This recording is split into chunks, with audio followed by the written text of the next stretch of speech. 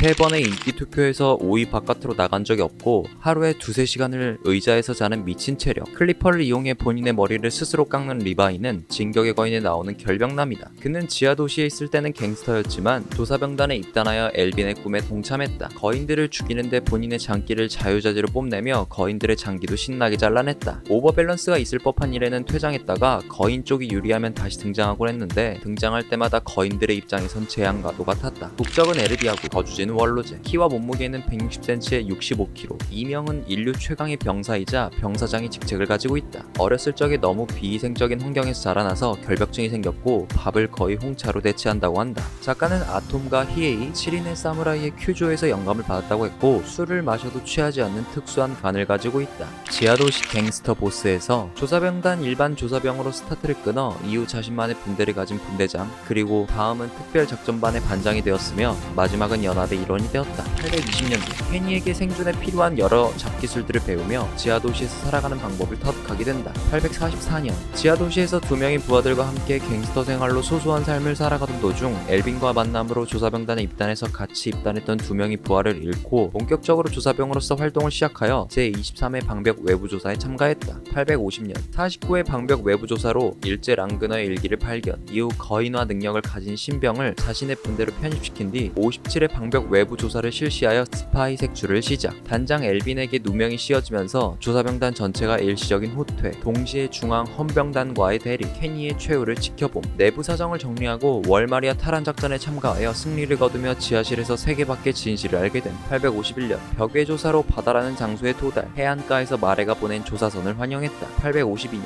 지크의 목적을 듣기 위해 회의에 참가했다. 853년 조사병 단원들과 함께 마레에 잠입하여 본인들의 처한 현실을 피부로 느꼈다. 854년 에렌이 보낸 편지를 받고 지원과 뒷수습을 위해 레벨리오 전투에 참전했다. 이 전투에서 사샤 브라우스를 잃고 사로잡은 지크를 본격적으로 거대 수림에서 감시한다. 제공받은 와인을 마신 부하들이 지크에 의해 거인화되어 전부 썰어버리고 그를 다시 포획했다가 자폭작전에 걸려들어 치명상을 입었다. 뒤늦게 도착한 한지가 리바이를 데리고 도망쳤다. 땅울림이 일어난 상황에서 한지가 테오 마가트와 협상을 통해 연합을 창설했다. 오디아 항구에서 죽으러 가는 듯한 한지를 보며 마지막 인사를 건넸다. 부상인데도 불구하고 천지전에 참가해서 지크를 죽이는데 성공했고 미카사의 참수를 도와 땅울림을 종료시켰다. 857년 두 꼬마의 보살핌 속에 연합에서 살아간다. 그는 조사병단에 입단하기 전에는 날뛰는 야생마와도 같았지만 입단 후에는 체제 속에서 날뛰는 적토마가 되었다. 특히 더러워지는 것을 매우 싫어하는 결벽증을 가지고 있지만 판단하에 더러운 것을 만지는 것을 주저하지 않았다. 게다가 어느 상황에서도 극도로 침착한 그의 태도는 상대방이 손쉽게 예상할 수 없었는데 좀처럼 감정을 드러내지 않아 다른 사람들에게 차가운 인상을 주었다. 또한 빠꾸 없이 내뱉는 발언들은